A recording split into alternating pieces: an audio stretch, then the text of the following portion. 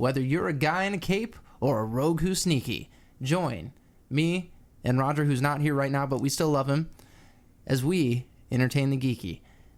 Guys, what's going on? We have a very special guest, Sean White, here. What's going on, Sean? Well, I'm just sitting here being amazing, providing you this excellent experience like no other. Like no other. So, basically, you came to talk about the Dungeon Crawl for a Cure, which you were the main organizer of. We had Tony on a while back, and he gave us a bunch of information on it, and you wanted to kind of fill in the blanks, and a bunch of new stuff has developed from the last time that we had spoken to Tony.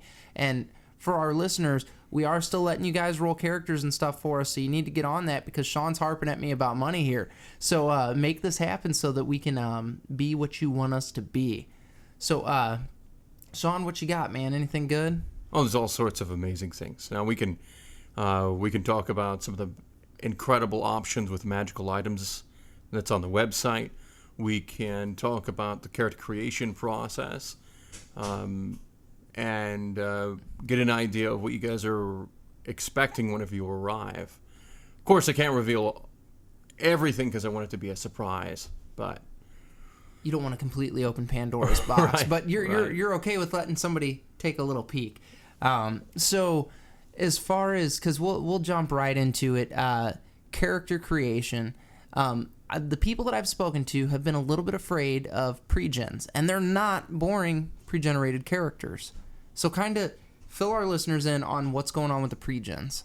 All right, so the man who's in charge of all the pre-gens was a gentleman who was here last time. I've had him create all the pre-generated characters. Now, interestingly enough, almost everyone who's bought a ticket has bought the platinum ticket. So I think there's maybe 4 people who have purchased a pre-gen. The rest of them have gone, all in on creating their own character. So if you are worrying about the pre-gens, well, you'll have a lot of options because everyone else will have pretty unique characters. I love it. And then with items, right from the get-go, you guys have not been candid about having just absolutely incredible magical items, and your whole thing right out of the gate was you're going to pay for it, but it's going to wow you. Yeah, we want you to be able to have the magical items that your dungeon master would never let you have. So if you go to the website and you check out the early bird items, you can pick out some of the magical equipment pieces that you would find in the Dungeon Master's Guide, or you can scroll down and build your own magical suit of armor or your own magical weapon.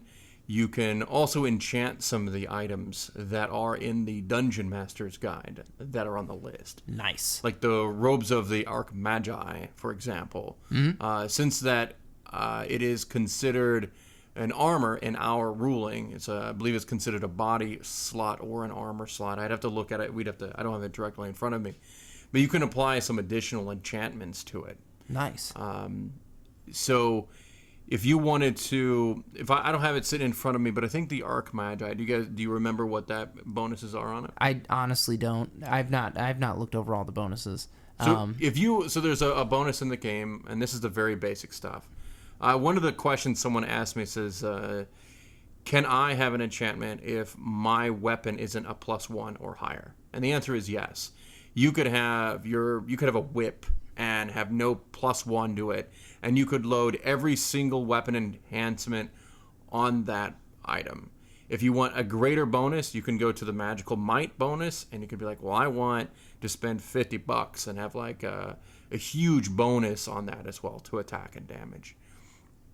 So you could have a whip that, is a Vorpal and chops people's heads off, and That's awesome. Slice people's arms off and cut them in half, and it does greater damage to like dragons, or it could be causing frost damage or necrotic damage that just tears people apart.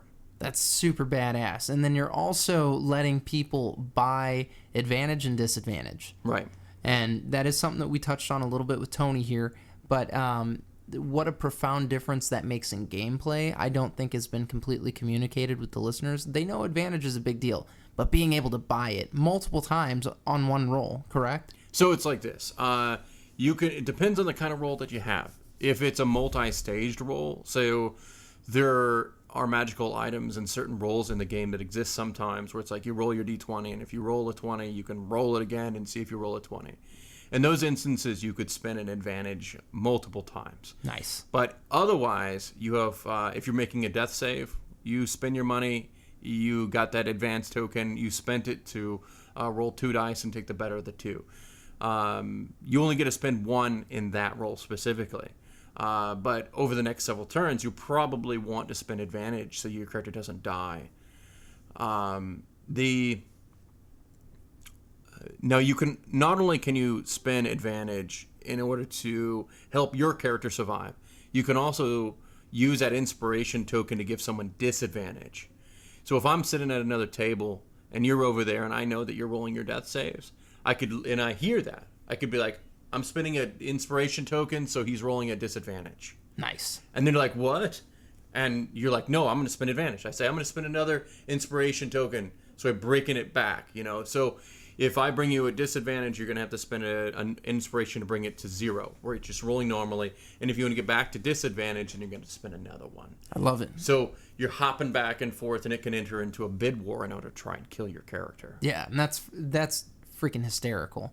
Now, one of the things that also we had touched on, we have expressed so much interest in wanting to drop a Demogorgon, and you were like, Chris, that's going to be fucking expensive.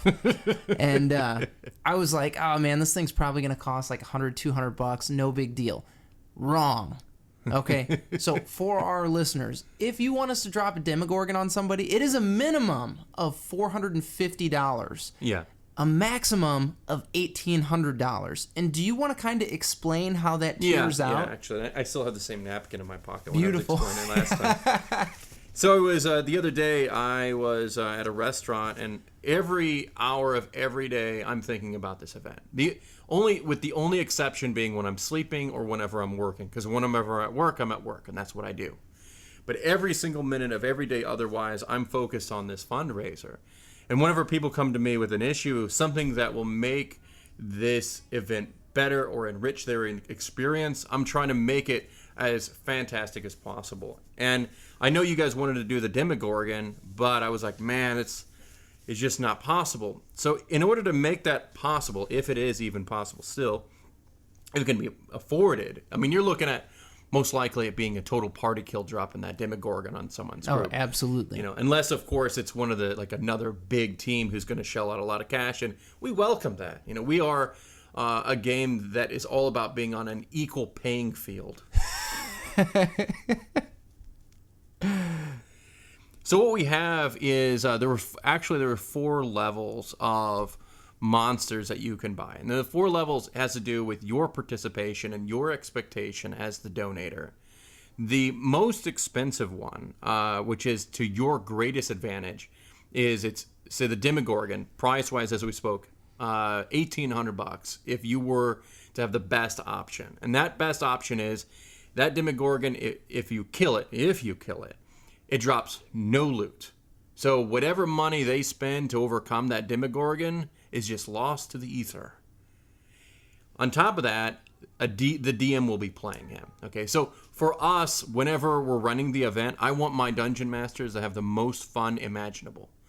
And whenever you're already controlling the different NPCs they have to roleplay, the monsters, preparing for the next stage, making sure that everyone's being taken care of. Yeah, you got a full plate as a DM. Yeah. So you drop that Demogorgon on their plate, and they're like, "Oh my god, what do I do?" Well, a lot of guys that play D&D now have never even used one. Right. And there's a shit ton that they do.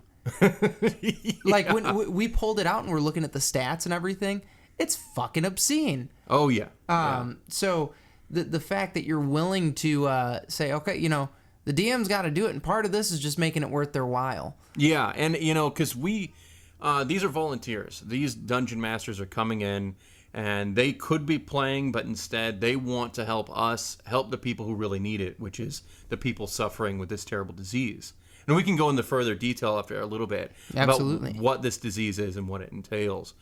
I think that Tony may have tried, but unless you're in the driver's seat of of the disease, it's really hard to explain. Absolutely.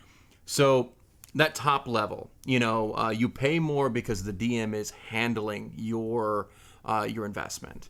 The next level down is where there is no loot drop, but you or someone that you know controls the monster. They sit down at that table and they take control of it while the DM is still running the game. Nice. Because there could be, what if there's, 5 goblins already, they're fighting, and suddenly, you drop the Demogorgon. Those goblins are still fighting and they're on the same side as a Demogorgon trying to kill you. And most likely in that point of the story, it won't be a Demogorgon. Not a Demogorgon, it won't be a goblin. Maybe you're fighting a bunch of hydras or something. That's, goblin easy peasy if you're already at that point. Everything you guys have scaled to the max. Yeah. It's how extreme can we make this to make it as just off the wall and badass as possible. Right. Now, I'll go into some of the details of how we've offset some of the min-maxery and the over-the-top, because it's meant to be fun. It's not where, like, if you have no money and you come, or little money and you come and you play, we're not penalizing you, because we appreciate the charitable contribution that you've made, and there's ways for you to compete, even if you're not a millionaire.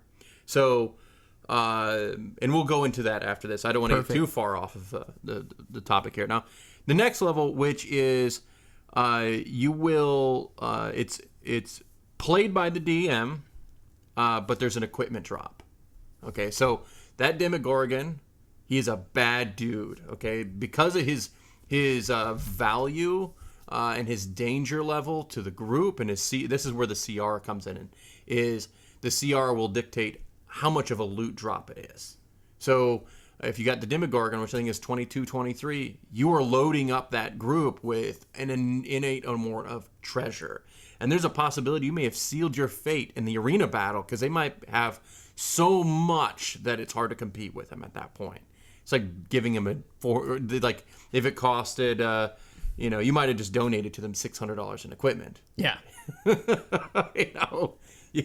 And that's great for them if they were able to overcome it, because they probably spent a bunch of money in order to even defeat it, for that matter. The last one and most cost-effective way is for there to be that equipment drop where they get loot, and one of your teammates or you or one of your friends you brought to the event plays the Demogorgon and fights the team for you. It takes the responsibility off of our DMs, and it's making it where it's not as fun ruining as the other levels would be. Because these monsters, what we built in the game, it's expected that monsters will be dropped in. But not everyone's expecting like a CR20 to be dropped on your group, right? Yeah. So if that might ruin the fun or the adventure or end their ability to compete in the arena or throughout the dungeon, it's got to be worth our time. And that time being the opportunity for those people to further contribute, and make it further into the event that they could be spending to help people in the fundraiser. Most definitely. So it's like, how much are you willing to pay to ensure that you win, and what are you offsetting the fun for the cause? Absolutely, and that's I think that's what makes this event extra special, because you're really not, like you said, you're not trying to penalize anybody that's playing. You're like, hey, it might not go your way, but you will have ample opportunity to buy some advantage, or just if somebody pisses you off, they do you dirty, get them back. Absolutely. Because I think you said it was like $30 to drop just some little monsters on somebody. Sure, absolutely. So you can go throw, let's say you've got $60 as a group, and you're like, I just want to be a thorn in these bastards' sides now because they just screwed us over. Do it. Boom. And it's viable, it's fun, and it's going to be fun to watch them struggle. And guess what? You get to play as those monsters. What's more gratifying than that? Yeah, absolutely. There is this one of there are monsters that are available too. There's still big monsters, like a young red dragon, for example. Now, don't quote me exactly because I don't have the exact numbers in front of me, but like dropping a red dragon, young red dragon, where it is at the top tier, you're looking at it being about $120, right? And that is probably a TPK in of itself. Yeah. Right? But if you wanted to, reduce that value, you could drop it for $30, but they're going to get loot, and you're going to have someone control it. So it is an opportunity to incentivize. Now, these big creatures, though, there are rules that govern when you can drop the monsters, where you can drop them. And this is what we call your donation deficit. And every table has them. And they come into play based upon the act of the event that you're in. Now, I'm not going to go into the details about what the exact numbers of those donation deficits are. But with each act, that number will increase, the amount that you can drop on someone. This is supposed to be fun. And if you step into the dungeon, you walk 10 feet, and someone drops a young red dragon on your table, that's not fair. Or fun. Right. Yeah. There's no way that you could win, and that sucks. No one will want to come back. And we don't want that. We want you to have the most amazing role-playing experience imaginable. We want you to walk away and say, man, that felt like the first time I gamed, or that first epic campaign that I played in. That's what we want. And I think that's something that we're all chasing as experienced role players. Absolutely. That overwhelming, magical sense of wow. Absolutely. So, I guess now that people have a little bit of an understanding on how the event's going to run and all that, how many slots do you guys have left? Okay, so we're actually in what were called the alternate slots now. We have, some time ago, we hit our maximum, and we hit it pretty quickly, and that's flattering. That felt nice too. After the hundreds and hundreds of volunteer hours that I've dumped into the project, to turn around and people say, we love the idea and we're going to contribute the maximum, and that's great. Yeah. So if you want to participate, this is what you're looking at. You will.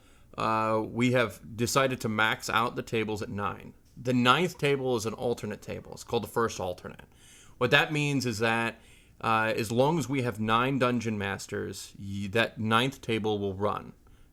Otherwise, you will be in an order based upon your registration, whether or not you get to seat. So in the first act, if someone gets knocked out, if they get killed, that seat opens up. Okay, and you can basically fill that vacancy. You can't. Now, I think Tony last time talked about how you can rebuy, just like if it were like a poker tournament. Mm-hmm. Did he mention that? I'm not certain. I don't recall, but I mean, that's been a month ago since we had that conversation. Right, it was a while ago. So I want to go into greater detail in case he did or did not. I want to explain the rebuy system and the alternate system, because it's essential at this point, especially since we have, that's where we're at. Any tickets that you're going to buy is going to be an alternate. Okay, so if you are playing, you have all sorts of opportunities to stay, right? There is the advantages, and you can buy heal potions. You spend $1, you roll 1d6, you heal that amount of money, that much hit points. Okay, you can't go above your hit point maximum unless you have some ability or a piece of equipment that has increased your maximum hit points. Gotcha. Okay. Now, if you have, let's say you pick up a piece of equipment that says increase your maximum hit points by 20. It does not increase by 20. Like you don't get plus 20 hit points. It just increases the size of the bottle. Okay. You still need to get your hit points up to that point. That makes sense. Now, the reason why we did this is because I saw it as an opportunity for players to get around the healing system. Be like, well, I'm just going to equip this item that gives me plus 10 hit points. Now I have 10 more hit points. Now I give it to my friend, and he does it, and I'm at max now, and then he's up, he has more hit points. Yeah. I want to avoid that loophole because it can easily fall into that loophole. Yeah. Oh, absolutely. I mean, if there's a way to break the game, people are going to figure it out. Right, and we want you to break the game, but if you intend to break it, contact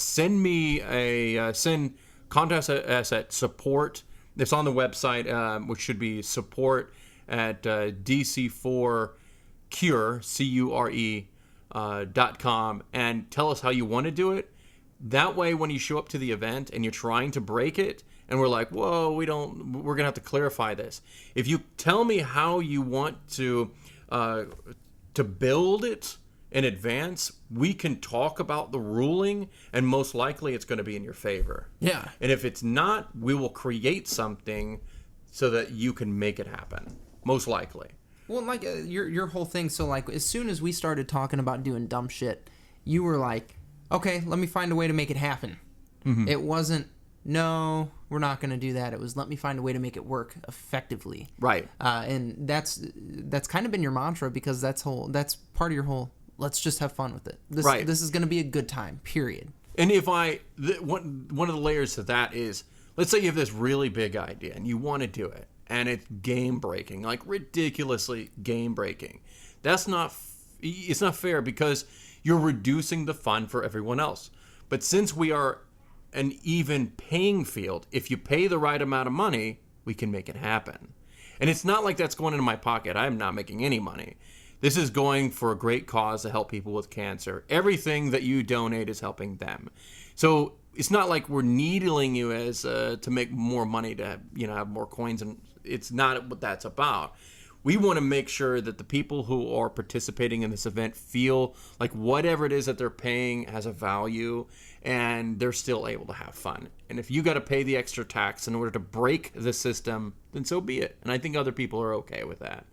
But if you walk in and you spend like $10 and your little like loophole defeats what someone else spent $500 for, that sucks. Oh, for sure. And we don't want that.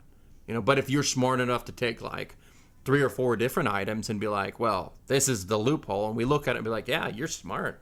Thumbs up. Good job, yeah. Approved, Absolutely. So if you're trying to come from left field, let us know. And most likely it's going to weigh in your favor, because we're going to figure out how to do it. I love it. So, and that the thing that we've not really talked about is, what is this going to? All right, so the organization is called INCAN, and it's the Neuroendocrine Cancer Awareness Network. This organization is near and dear to me because I have neuroendocrine cancer. About 2 years ago, I was diagnosed, and I ended up losing my right lung and all sorts of lymph nodes.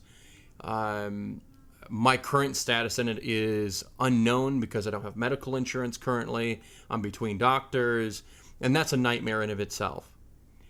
But the disease, more specifically, I want to focus on what the organization is and more about the disease. It's not about me. It's about helping other people in their journey. Now, the unfortunate thing is that my story actually has a parallel to a lot of other people who are suffering through this disease. And the story that matters is there's a lot of misdiagnosis.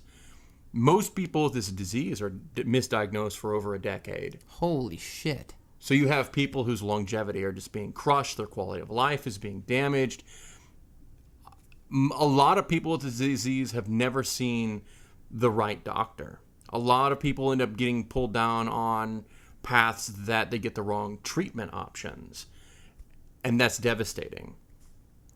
I've known people who have been put on chemotherapy that was not appropriate for the disease. My chemotherapy may or may not have been appropriate for the disease. My oncologist didn't know anything about my disease. And there were many times whenever I'd go and talk to him, and he would change how he described the disease itself. I was the first person with this kind of cancer that he had ever seen, and he was giddy about it. At first, I thought that was great, but later I realized that... You were a guinea pig. Right. He was just excited about probably writing an article about me sometime down the pipe. But he knew nothing. Like an example, there's a special kind of test that is made specifically for people with neuroendocrine cancer. And it was approved by the FDA. I believe it was in May 2016.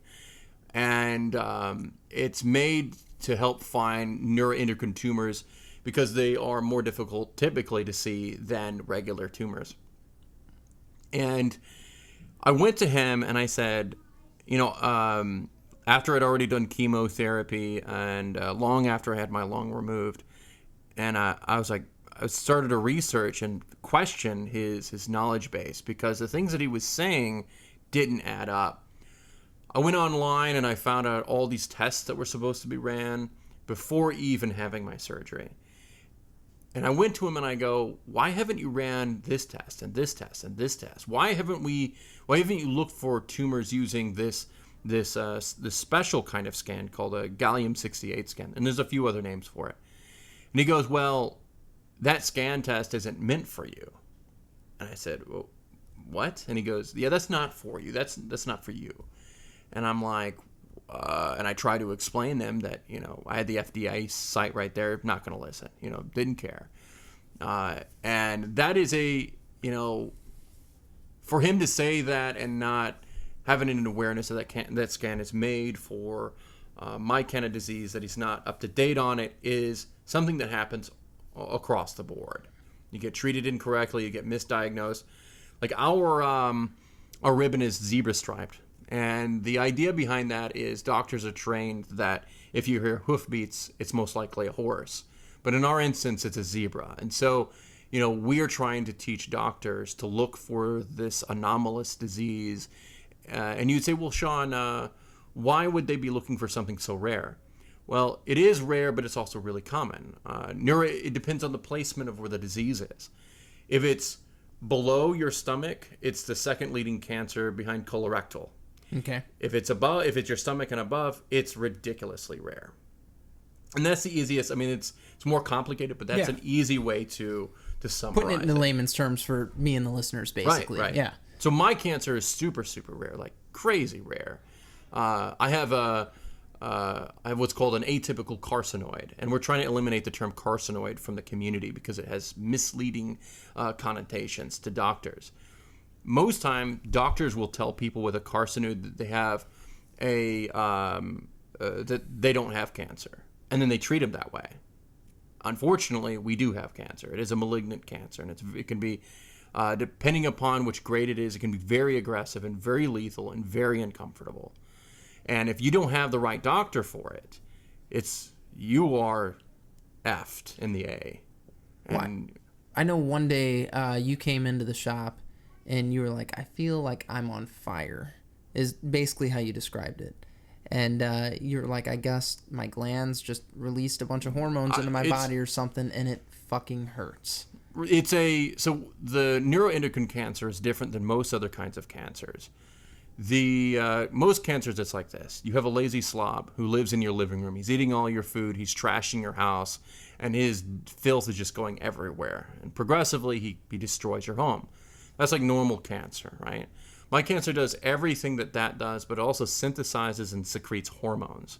So every tumor can be a gland that creates hormone, and not just one hormone. And it could create all sorts of hormones, and even hormones that they can't detect. So, like, I have a carcinoid neuroendocrine tumor was in my lung. Now, lung nuts predominantly will synthesize up 3 different kinds of hormone. The first one's adrenocorticotropin hormone, another one would be histamine, and then serotonin. All of them create all sorts of bad problems. Adrenocorticotropin hormone will cause a disease called Cushington's, and it's not a really good one to have, and I have great empathy for anyone who has it, and I hope no one does. I wish no one has this disease either, but it's very uncomfortable. Histamines, a lot of wheezing, difficulty breathing, and all the other bad things that come from histamines. Now, when we talk about serotonin, though, serotonin is super, super cool because most people have such a great misunderstanding of what it is. Like, you think about it and you say, so you can sleep. Right. Well, that could be one. It's associated with melatonin. Yeah. Serotonin is taken and turned into melatonin, so you can sleep. Really neat. Now, and also people just think about it's a mood regulating thing in your brain. You're like, it's absolutely good stuff. Yeah. But only 10% of your serotonin is synthesized in your brain, and it's created in a place called your raphe nuclei in your midbrain, and that's used for the brain parts that you need. It doesn't leave your brain, and it stays in there because of your blood-brain barrier. The rest of it is synthesized in your gut, and it's made by these things called your interchromaffin cells. Now, these will synthesize them, and it releases the hormone into your bloodstream. And in there, just like any other hormone, our blood, just like there's hormones sitting there until it's ready to be used. And one of the primary functions of serotonin is bowel motility. So we'll take that serotonin and we send it to your guts, and then it helps you have BMs, bowel movements. Makes pooping. Right, absolutely. Yeah. So one of the big hormones that are synthesized by patients with neuroendocrine cancer is serotonin. And those levels will spike to really high degrees. An example being some people who suffer with the carcinoid syndrome, which is the term that's called whenever the serotonin is just like, super firing Through the up, roof right? kind of yeah. You could have people who have BMs like 15 to 20 or more BMs in a day. Holy shit. So you're spending hours. Right. Some people Just have to on the map toilet. where they're going to go to use the restroom. Good God. And it's not predictable. I mean, sometimes it could be firing up. Sometimes it drops down low. Sometimes it can do the reverse. Maybe you're deficient and now you're not pooping enough, right? And that's not very comfortable. So is it one of those things where you get almost euphoric because That's a the different serotonin part. in your brain? I wouldn't say so. My research, and I'm not a doctor, so I want to preface this, is that, like, if you're listening to me, I'm not giving you any kind of medical knowledge, and I'm not an expert. I'm just a patient who's well-versed in his own disease. Now, my research, and I could be wrong, but my research indicates that the mood-elevating component is not a part of it because of the blood-brain barrier.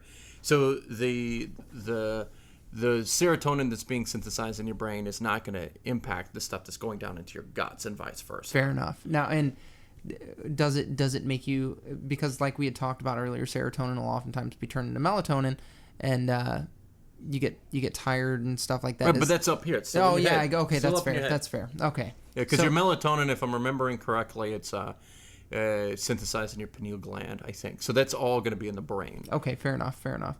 So this is just one of those things that, okay, I have to shit all the time. That's what can be one. Or I might not poop at all. I might not poop for 2 days. In Right, which that can be case another one. You can have an impacted bowel or something like that. And That's just one symptom. Yeah, that's insane. It also will attack your heart valves. So people with this disease, the serotonin will destroy their heart over time. So, and that's not even the metastasis of the tumors. The hormones themselves will take your body apart. And that's just 3. And there's numerous other hormones. And some of the hormones, they might not even have tests for, because this is a malfunction of the body, and it's creating more than what it needs. Whenever I talk to people, they don't seem to be real versed in what like hormones do, being that they are the chemical messengers of the body. Mm-hmm. People are always like, well, we need to take this and adjust your hormones and do this. And I'm like, I've never, not a big fan of the nutrition stuff when people are trying to, and that's a whole nother, I'm going to sidestep that. Whole nother beast there. Okay. Oh, yeah. So, because I'm a science-based person, I believe in personal advocacy. I believe that we should always research, and anything that anyone ever says to you, you should question. Even myself. Like, when I'm talking about the things that I know, I encourage people to question me and to look for themselves to see if it's true. Well, yeah, just more research is more knowledge that's ultimately going to be out there, and the more knowledge, the better we are. Absolutely. So, yeah, absolutely. I completely agree with that. So there's any number of hormones that could be activating, and all of them, whenever they're in elevated levels. Our body, it has like a very narrow range of the kind of the amount of a particular hormone that's supposed to be there. If it goes up, it can have catastrophic results. If it's too low, it can have catastrophic results. And a lot of diseases that are just whenever your hormone levels are hyper or hypo, you want it in that healthy level. You want your body to be in a state of homeostasis. And if it's not, then everything's out of whack and you're going to be in a lot of misery. Gotcha. And somebody's knocking at the door. Guys, I'm going to pause it briefly here and we'll get right back to this conversation. So there we go. Okay. Sorry, everybody. UPS was at my door. Did not expect that one. Bizarre. So, where did we leave off there? I believe we were talking about some of the hormones. Yes. And, so the disease itself, and in synopsis, it's a disease that functions just like a normal cancer. And I'm going to say kind of like, because it's not it actually has to be treated in a completely different way than normal cancers are treated. If it's not, going back to what I said earlier, you're in bad shape if you do not have what's called a NET specialist and you have neuroendocrine cancer. So the organization that I volunteer for, they're the They're called NCAN, which is the Neuroendocrine Cancer Awareness Network. Their function is primarily they work with patients to connect them with people who specialize in the disease. They help educate those patients. They help educate doctors. They try to encourage doctors to become NET specialists because there are not enough of them. They donate to cancer research. We also work on increasing awareness to the public of this cancer, because research is showing that it's more common than what we thought. And you could say, well, is that because there's more people getting it? I don't know. Or is it because the detection ability is increasing? As technology increases, our ability to see things has Absolutely. increased. So that is so we're trying to educate people more. We're trying to make sure that whenever you're first diagnosed, you get in the right hands. I thought I was in the right hands when I began, and it took a long time to realize that I didn't. And I'm glad it happened, actually. I'm happy that I was put through the ringer, because every bad thing that happens to us is an opportunity to learn how to help someone else. And in my journey, I fell into so many holes that now as I look back over the journey, it's like walking around with a lantern, and I can illuminate the path so others can avoid stepping in them. And if they have to step in them, then I can help teach them how to make it a controlled drop. Maybe they only break their leg instead of their back. That's that's a win. Maybe somebody doesn't have to lose a lung because of it. Right. Well, here's the thing. The lung had to go. Okay. It had to go. Surgery is one of the best methods of treating this cancer. Really? Okay. Mm-hmm. And is it just removing the glands that you believe it to be in? Well, it's not even a glands. Mine was in my lung, dude. And it wiped out my lung completely. So these tumors, because you did explain this, these tumors act as a gland. Mm-hmm. So it's basically going to wherever you can find this tumor, just getting that shit out. Right. I've spoken to people who've had tumors in the neuroendocrine tumors in their skin, in their eye. There have been people who've had it in their genitals. But predominantly, you're going to find neuroendocrine cancer. It's going to be in the lung. It's going to be in the pancreas. It's going to be in the liver. It's going to be in the stomach. It's going to be in your intestine. And I believe sometimes it will be in your kidney and a handful of other places. Now, once it gets to your liver, you're in trouble, and you're going to really need some help. You need help across the board anyways, but it's a different kind of monster when we're talking about cancer. Well, it's just your liver is sending things all over your body all the time. Right. So yeah, that's a death sentence. It's a purifying system, and if it's not being purified correctly, right, then you're in trouble. Wow. So the removal of my lung was essential, and sure, I wish I could have kept it because life is very challenging without it. And so pardon me if you can occasionally hear me wheeze or what have you through the microphone, but I got no choice. It's not like I'm, willfully. Knocking both the lungs, yeah. And I only have, they removed my right lung, which is the big one. And so I got the petite one on the left. Okay, you got the baby lung? Yeah. Now, and this is such a stupid question. Can you stretch your lung or anything like that? Like, I know that's bizarre. I don't know. I do exercises as much as I can. Okay. I've never read any actual documentation that says that you can. I wouldn't think that you could. But people say it. But going back to that personal advocacy thing and research, I'm an avid researcher, but I've never actually looked into it. Maybe because I want to buy into the idea that it's possible that it can function better. And sure, I think that it might be able to. Maybe if it doesn't stretch, maybe the respiratory muscles can function better. It's something. Yeah. And or just believing that it does minimizes the discomfort of the experience. Oh, absolutely. So, I guess because we're talking about this cancer and how it can be in a just bajillion different places. Yeah. How often do you think it is that cancer is just entirely misdiagnosed? Because this could be all the time. If we've got, let's say 9 out of 10 people that have cancer go to one doctor, and let's say it's like your doctor who doesn't really know shit about this particular disease. We could have 9 of those 10 people completely misdiagnosed, and only one goes to the right specialist. This could be a little more common than we know. Even like you said, our ability to detect it's getting better. Right. But it could be fucking everywhere. Like Oh, it could be, And absolutely. that's There's a lot of people, a lot of celebrities who have it and died of it, and we just don't know.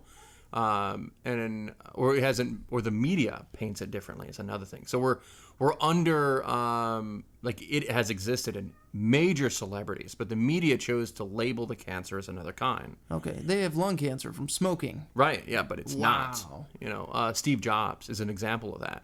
He had neuroendocrine cancer, but they represented his cancer as a different kind. So that's a detriment to our cancer, because if we would have had someone like Steve Jobs as one of our... As a fucking spokesperson? Right. Yeah. Think about how many lives that could have saved. I guess that... Or the comfort of the lives increased, you know? Let's kind of let that be the transition. How do you detect it? Like, how do you know when something is wrong? It's case by case. Like, a lot of people, you'll be misdiagnosed for years for, like, one of the bigs... So, okay, before I'm going to go into that part... Just because I say some of these symptoms, don't lead yourself down the path of thinking that you have this disease. Don't say I have cancer, yeah. Right. Oh my God, that reminds me of another story. I'm going to bring me back. I want to tell you, I'm going to go on a little tangent here. Okay, shoot. Whenever I was going through chemotherapy, and I have nothing against chemotherapy, I've known people who have been cured by it. So if you want to engage this crap about Big Pharma hiding the cure to cancer, you can go fuck yourself. All right, I'm really passionate about that. So, shoot, they save lives, and I've known people who it has saved lives. Okay, but that's another tangent. Pardon me for the vulgar language. Well, no. There. But okay, for our listeners, everybody's body is going to react to medications Absolutely. differently. So if you have somebody pumping you full of, let's say you're getting your chemo, it's a bunch of fucking toxins that are getting pumped into your body. And it's done in such a way that the cancer can be destroyed either by your body or because a lot of the time they try to have your white blood cells attack it. Is that correct? It's like in different chemo medicines work in different ways. Okay. And I'm not an oncologist, so I can't tell you specific details because I'm not a doctor. But in order to kill the cancer, they have to go at it really aggressively, and that kills your body at the same time. It's trade-off. Fucking hard, yeah. But the cancer is pretending to be your body. So that it makes sense. That, it is your body. So. Yeah. But you know what I mean? Yeah, it's an abnormal growth of your cells, correct? Oftentimes, so the drugs attack cells that rapidly reproduce. So, and the cancer rapidly reproduces. But so, too, do your mucous membranes. And so your mucous membranes will suffer. And anything that has a mucous membrane will suffer. Think about all the different organs in your body that have mucous membranes. Your stomach, your fucking lung, everything. Right, basically. your mouth, your eyes, everywhere. You know, so... it's terrible, and it attacks your everywhere. There's so many different ways, but it is good. It saves lives. I have friends of mine who are on chemotherapy for the rest of their life, and if they miss a dose on one of their chemo drugs, their lungs will begin to fill with liquid, and if they miss maybe 2 days, that liquid begins to harden, and if they're in say 2 or 3 or 4 days, then they will die. They shut down. Yeah. So wow. Saves lives, and it's not the answer for everything. Okay, so whenever I talk about your choices in life, I say when it comes to cancer or any serious disease, the price that you're going to pay isn't in money. The price is in pain. How much pain do you want to pay to live? I think all of us need to think about that. How much are you willing to trade for the existence that you have? And to you, what's more important? Is it the quality or the quantity? And it's different for all of us. I've known people who are parents, and the quantity for them is often more important than the quality because they want to take care of their offspring. I have no children. I want quality.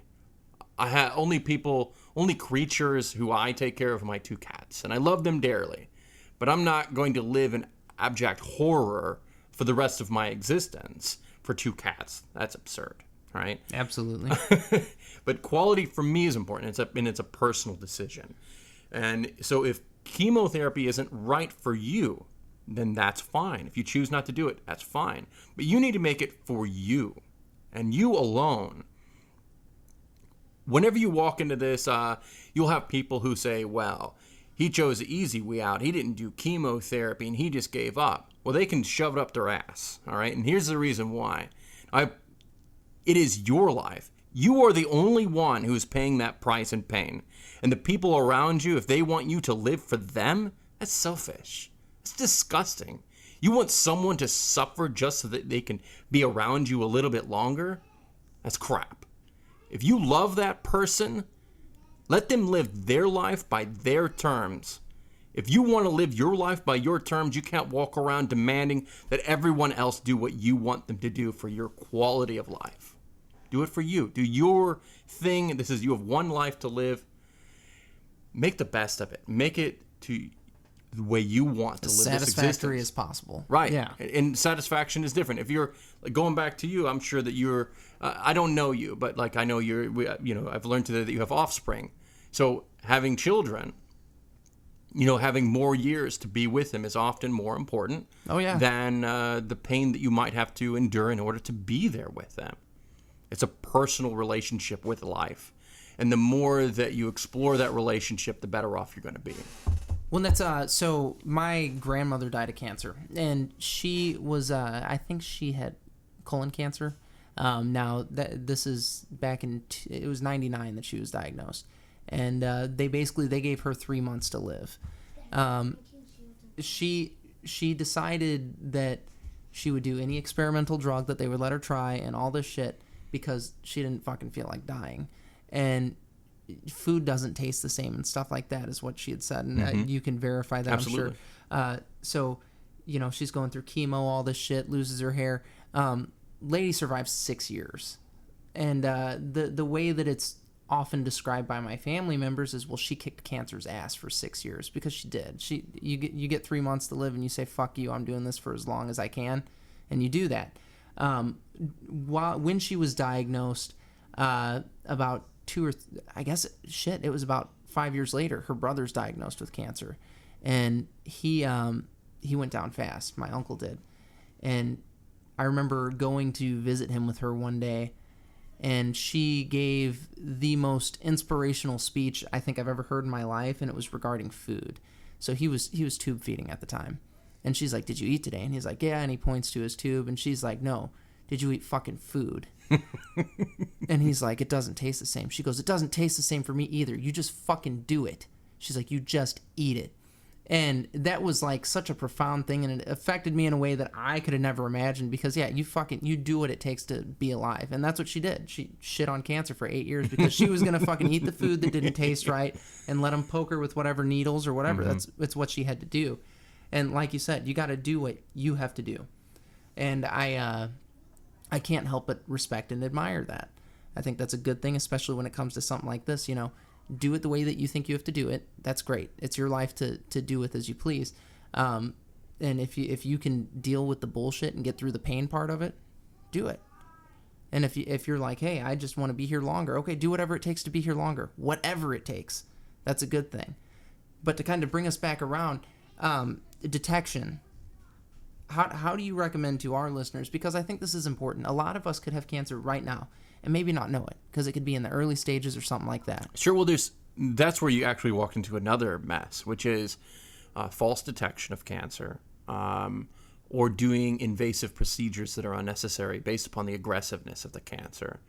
People go in sometimes and get parts of their bodies removed when it's unnecessary, and sometimes people go in and they don't get the things removed that they should. Part of that goes outside of my scope. Knowing how to detect something, because if we're too vigilant, you're going to hurt yourself. Yeah. You're going to live a terrible life, and you don't want to live your life in fear. Right. Yeah. And from my personal story, I felt like hell for about 2 years before real physical symptoms began to manifest. Like, I felt like I had the flu constantly. I was in so much pain. I didn't understand. Like, the pain was so great, I didn't understand what the pain was, and it began to manifest as like anxiety, and I was just losing my mind. I thought I was going crazy, because pain, when it's chronic, becomes the new normal, and then as that chronic pain begins to increase steadily, you reach thresholds that you just don't understand. It's alien. You're like, why is my life falling apart?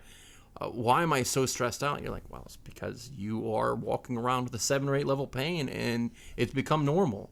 And when you hit those points, you're like, what do I do? How do I articulate this pain when it's overwhelming? My story as well is I didn't have insurance. I worked for the casino for a number of years, and then 1 year they dropped me off their insurance plan, and I was without insurance. And so even if I was feeling terrible, what could I do? Getting one scan is cost prohibitive without insurance, or hell, sometimes with insurance is cost prohibitive. Yeah.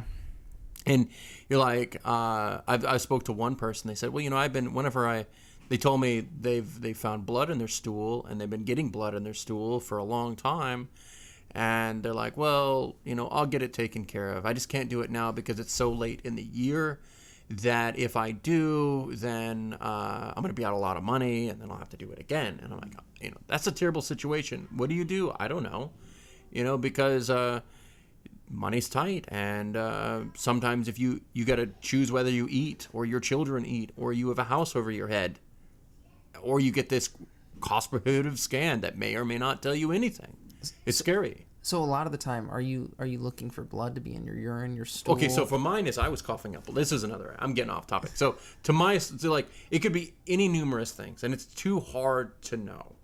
What I would say is whenever you're going and you're talking to your doctor, I wrote this article on my blog. Do you mind if I plug my blog? Please. Yeah. My blog is called ShawnWhiteBlog.com, and that's ShawnWnblog.com.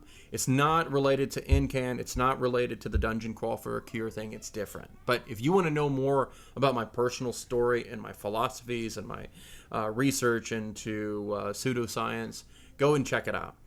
But our journey into actually being diagnosed and what happens to us to find it is going to be different from person to person to person. But what's important is how do you talk to your doctor and how do you articulate that information of what your experience to them when you go in. Whenever you go see a doctor, tell me what the experience is like. So you're feeling like garbage and it took you like a week to go see him or 2 weeks. So, and I think more times than not, we get seen by a nurse or a nurse practitioner first. They come in, run your vitals, all this shit. Doctor looks at a chart and is like, all right, is there anything else I need to know? Might look at your ears, might look at your throat. And this is a regular checkup. And then leaves and goes about their business. Right, and that's pretty standard. You probably you have a very small window of time to communicate what's ailing you. Mm-hmm. A doctor, the coolest doctor I've ever met, ever. He's the smartest and funniest man I've ever met. His name is Dr. Wang. I met him when I was in Dallas for the InCan Leadership Conference, and that's where we learned an incredible amount of information about the disease and how we can help people within our own support chapters. And he gave us a lecture, and in this lecture, I learned so much about how to help patients and speak to their doctors. And one of the highlights that he had discussed is that window of opportunity that we have to communicate to our doctor what's wrong, and the high number being 25 seconds. Yeah, it's so true. It's so true. And you're lucky if you get that. So when you're going in, you've got to have your ducks in order. And on my website, I have it's detailed. It caters towards people with neuroendocrine cancer, but it's appropriate to anyone. How do you get your ducks in order so that what you're trying to convey is what you're trying to do? Now, a few bullet points. It would be send him an email right beforehand of what's going on, so he has something to read. Because we go in and we get nervous. Sometimes we're like, oh, crap, what am I supposed to say? What am I supposed to say? Or you don't want to seem like you're being a whiner. Right. But who cares? Let that go. You're there to a doctor because you're not feeling well. Yeah. Help him or her figure out what's wrong with you. Write everything down in bullet points. When you go in, look at your bullet points and make sure you hit all of them. And make sure that you're not, talking and rattling on about stuff that's not necessary, because what they're going to hear is, okay, that's not really a problem, or you just want to complain. Or maybe they connect and hear a piece of information that's irrelevant, because you're extrapolating on when your daughter went to her play and you started sneezing uncontrollably. Yeah, and they're like, oh, you have allergies. right, yeah. Let's get you some allergy medicine, But Zyrtec for you. Yeah, but you were coughing up blood and you just forgot to mention that. So have a bullet point of what you're saying to them. Another one, which is have your medical records ready. And there's two things this involves. If you're seeing a new doctor, get all of your medical records together, put it in a binder, slice out all the stuff that's not necessary. Have it available if they want it, but get it down to those bullet points so that they can see your signs and symptoms and evaluate it effectively. Because I don't know about you, but mine is like hundreds of pages, if not thousands of pages. So you need to cut that down so that someone can understand it. If I gave you, let's say I gave you the Dungeon Master's Guide, and I said, this is what's wrong with me. Yeah. What? You know? It's absolutely. Just like, I think actually a really good role-playing reference would be when someone new comes and never played before, and they're in a group who's not very helpful, and they say, make a character, and they hand you the player's handbook. Or a character sheet. Because that might as well be hieroglyphics. Yeah, absolutely. You know what I mean? Yeah, and it's the same thing. You just got to... Empathy, I believe, is a big part of this. If you want to get proper health care, if you want to be diagnosed properly, empathize with your doctor. And a part of that is knowing, let's say if you don't know you have this rare disease, well, clearly, what can you do? But if you know you have a rare disease, this is where it comes in, is know that they have, and this is true for any actually, your doctors have limitations. The only things that they can know is what they do know. And so if they are... so if they don't know, they can't help you, and you have to keep searching and scouring until you find someone who does. Absolutely. Other things I suggest is ask your doctor if you can record the conversation, so if you forget what was said, you have more to talk about. But the early diagnosis part, I know I'm beating around the bush with it, but it's just so hard. It's just so hard. No, that's fair. That's fair. But listen to your body. Listen to your body. Pay attention to your body. Record if you are starting to feel weird things. It takes a little bit of discipline, but write down these things. Create a log of what's going on. What level of pain are you having? What happens when you're eating a particular thing? Does it cause a is there a side effect to that when you eat just eating food? With my disease, there are all sorts of factors that determine they impact the disease more than others.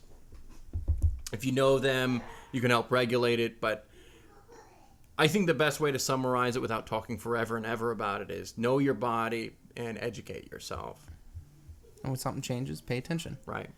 No, I think that's solid and sound and good for everybody to go on. And to kind of pick things back up here, because we've been going for about an hour now. We'll start to tie it back into the dungeon crawl for the cure. Okay. This is going to be an absolutely badass event. When I'm telling people about it, like I had a couple of guys that I was telling about it last night, and at first they were like, is this just a regular D&D event? Because I don't want to pay to play. And I was like, no. This is a charity event. And they're like, oh, holy shit, that's awesome. Can you write it off? Yes.